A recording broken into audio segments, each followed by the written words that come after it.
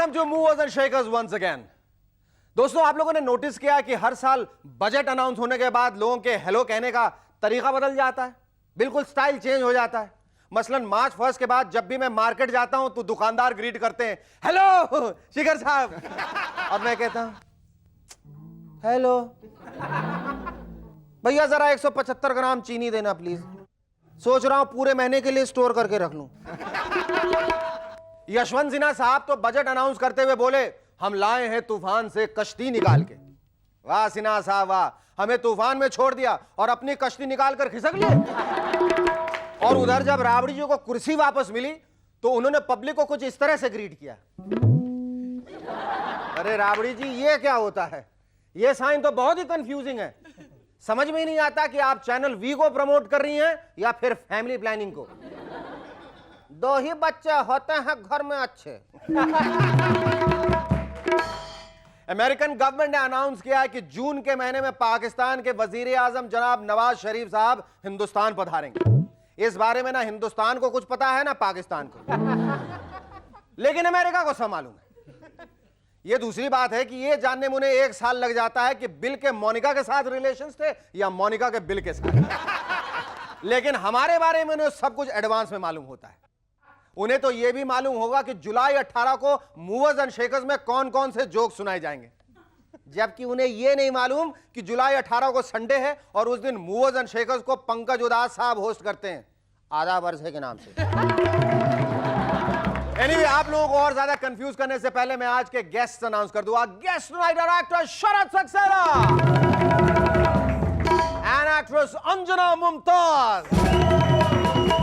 But before that, give a big round of applause for Shahrukhi and the Rubber Band.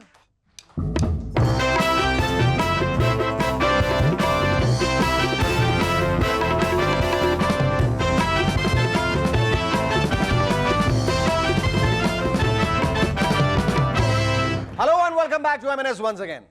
जब राबड़ी जी को कुर्सी वापस मिली तो लालू जी ने अपने घर के सामने बैठकर बहुत ही निराले तरीके से सेलिब्रेट किया। ये देखिए,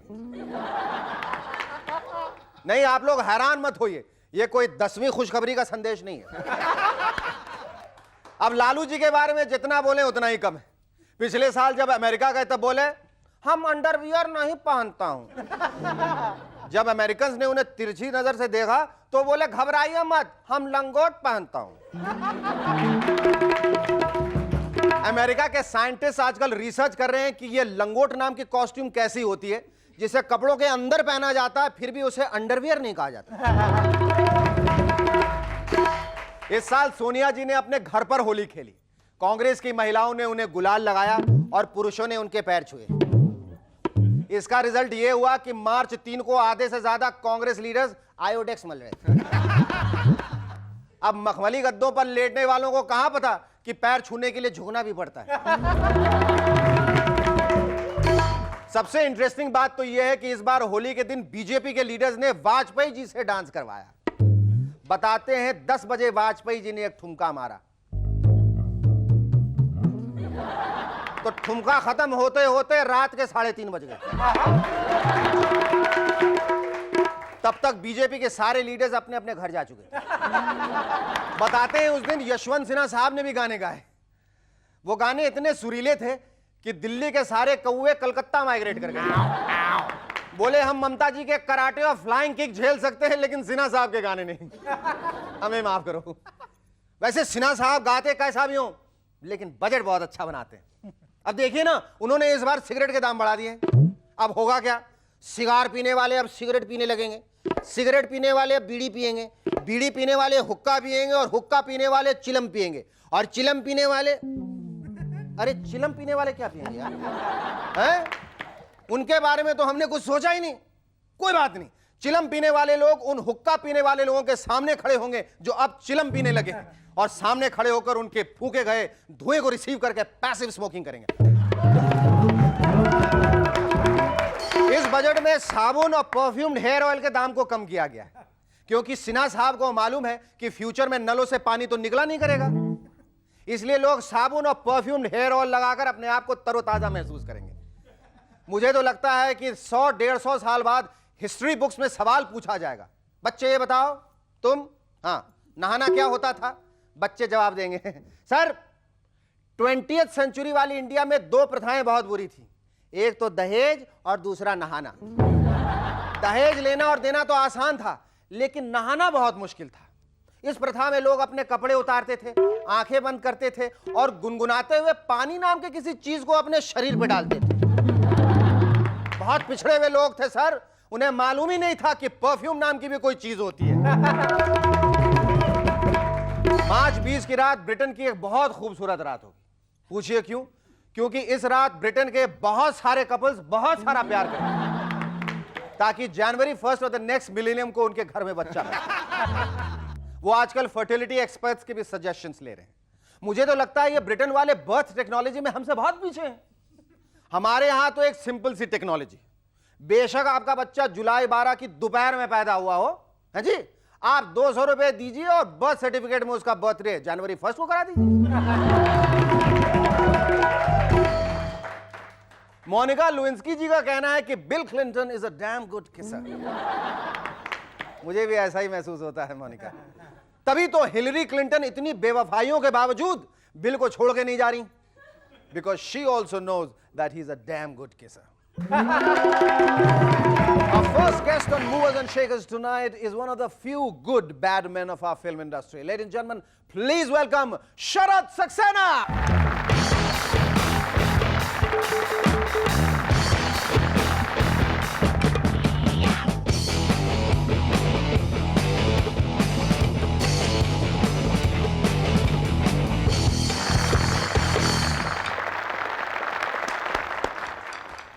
Sharad Babu, thank you so much for coming here on our show. Pranam. I hope you like the show. I hope you've been watching. You love the show. Thank you very much. अच्छा शरद जी, ये बताइए कि film industry में चुपचाप अकेले तन्हाई में कहीं हमारा ही एक सिल्वेस्टर स्टैलोन पनप रहा था, आर्नोल्ड श्वार्ज़नेगर पनप रहा था और किसी ने ध्यान नहीं दिया। मैंने पहले ये था कि कभी कोई बॉडी वाला एक्टर आता था तो कहते थे यार पहलवान है, अब उसकी अहमियत बहुत बढ़ गई है। How did you think and what made you build your body first before you join the film industry? That was a job requirement. अगर बॉडी नहीं बनाते तो मार कैसे खाते? अच्छा, ये मारने के लिए, मार खाने के लिए बनाई? मार खाने के लिए बनानी पड़ती है, क्योंकि जब हीरो होता है तो वो चाहता है कि अच्छे तगड़े मुर्गे की पिटाई करे, ताकि उसका ज्यादा नाम हो। हाँ, ये तो शरद सक्सेना को मारा और इतने बड़े पहलवान को मारा, ये इतने बड़े बॉडी बिल्डर को मारा, उसका नाम ज्यादा होता है। हाँ, तो हिंदुस्तान में बॉडी बना करके फिल्मों में आना एक बड़ी बेवकूफ़ी का काम है, क्योंकि जितने लोग आते हैं वो सिर्फ मार खाने के लिए आते हैं। तो शरद बाबू, आपने भी यही सोच के फिल्मों में कदम रखा था कि मैं मार खाने के लिए जा रहा हूँ इसलिए बॉडी बना रहा हूँ, या did you make your body thinking that probably I will start off as a hero? नहीं जी, मैंने ये सोचा था कि मैं हीरो बनूंगा, लेकिन बंबई आकर के पता चला कि हीरो बनने के लिए शक्ल और नक्शा कुछ और होना चाहिए। उसके लिए one has to look like a god, one can not look like me and become a hero. अच्छा, ये फिल्मों में जब आप काम करते हैं और जब जो दुबले पतले हीरो होते हैं, खास करके छोटे कद के हीरो होते हैं जो कमज़ोर से दिखते हैं, उनसे जब आप पिटते हैं तो आपकी मनस्थिति क्या होती है उस वक्त? साहब देखो, मैं छोटा था तब मुझको बताया गया था कि बेटा कभी औरतों पे और हीरो पे हाथ मत उठाना। ऑडियंस को बुरा लगता है। अच्छा, ये why did you think of coming into films? मैंने बताया साहब, बचपन में गलती हो गई थी। मैं सोचने लगा, शीशा देखा मैंने कहा यार यू आर ब्लडी हैंडसम। तो जब कोई आदमी ऐसा सोच लेता है तो फाइनली वो ट्रेन पकड़ करके बम्बई आता है ना। तो हमने भी गलती कर दी, 27 साल हो गए अभी, अब जाकर के एहसास हो रहा है कि कितनी बड़ी गलती करी थी। अच्छा, what are the films, Sharad Babu, you have really enjoyed doing? I have enjoyed working in only one film so far in 27 years. That is the film called Ghulam. इस मोहल्ले का सिर्फ एक मालिक है, एक, मैं। अपन बोलेगा उसके बारे में। कोई गुलाम बगावत पर उतर आया है। Terrific. In a film that was, you know, it had very strong performances in every other area by every other person. I think Sharat Saxena is one actor who really stood out. I need to clap for that. बहुत अच्छा, बहुत अच्छा। शरत, आपकी एक और भी चाहत है, एक और भी खूबी है, फेटिश है, पेंशेंट है, कुछ भी कह लीजिए कि फिल्मों के अलावा, अभिनय के अलावा आप रंदा भी बहुत चलाते हैं, कारपेंट्री करते हैं, right? Is that right? I been to your house and I saw you, मैंने जितना कुछ फर्नीचर, बेड वगैरह सब आपने बनाया हुआ था। We'll talk about this, but after a short break. Stay with us. We're going to be back in a moment to chat some more with Sharat Saxena.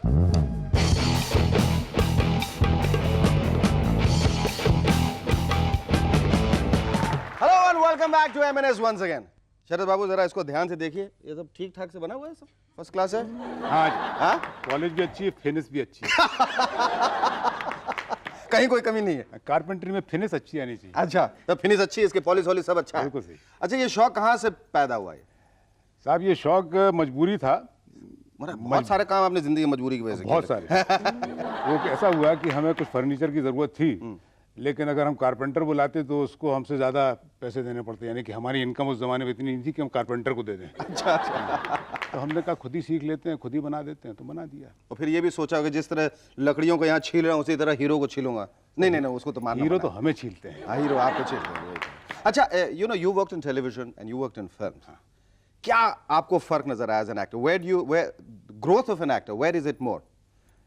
भाई television is the right place for actors to grow, because you are doing so many different kind of roles in television.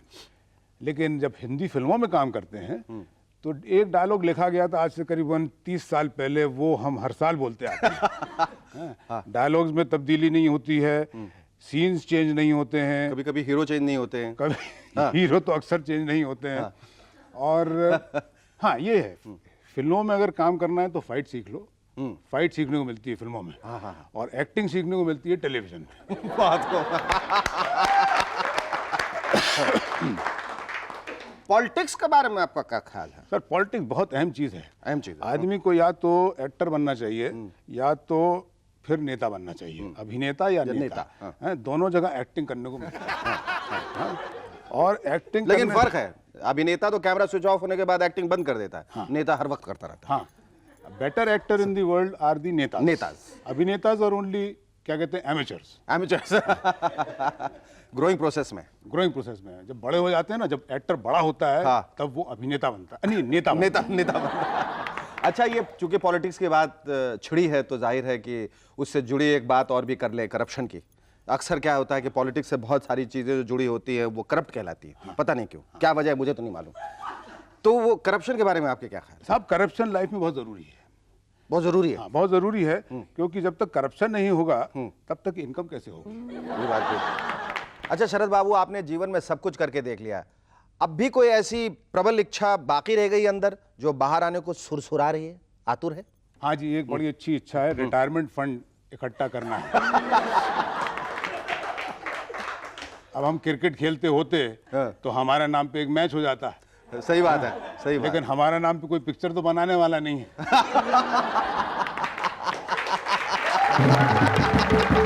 Thank you, Sharad Babu. It was lovely talking to you. Our second guest on M&S tonight is an actress who created waves with her performance in the immensely popular series Bunyad and has since become one of the favorite screen mothers. Ladies and gentlemen, please welcome Anjana Mumtaz.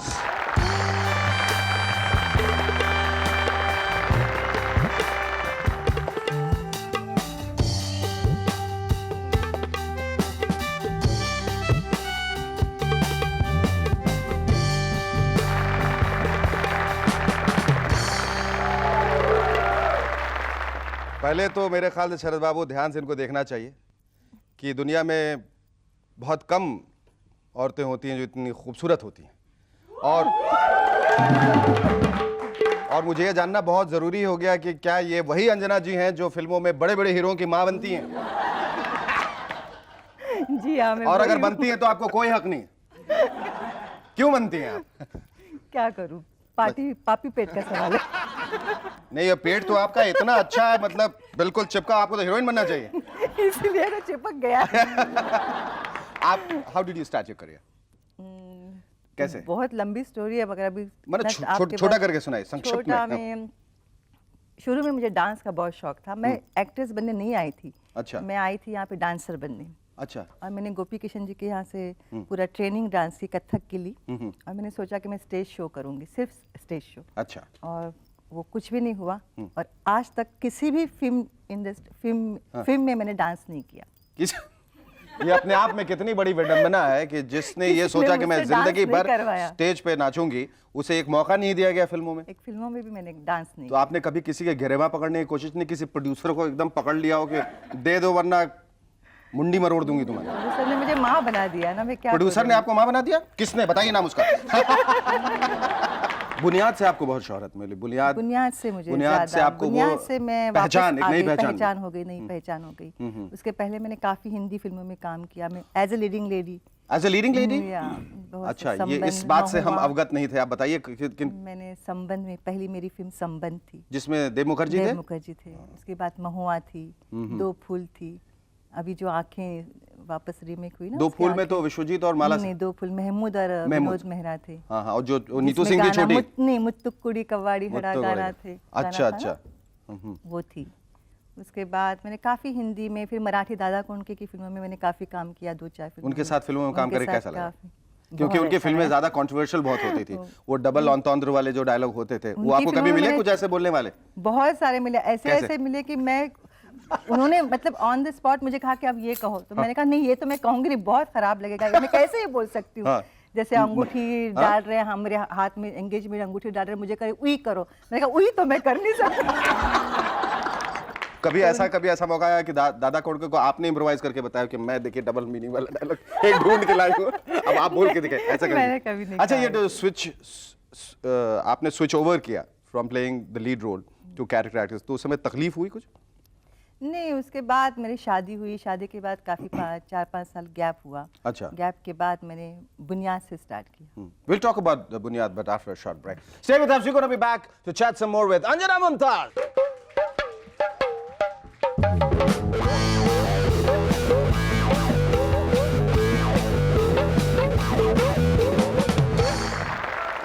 Hello and welcome back to M&S once again.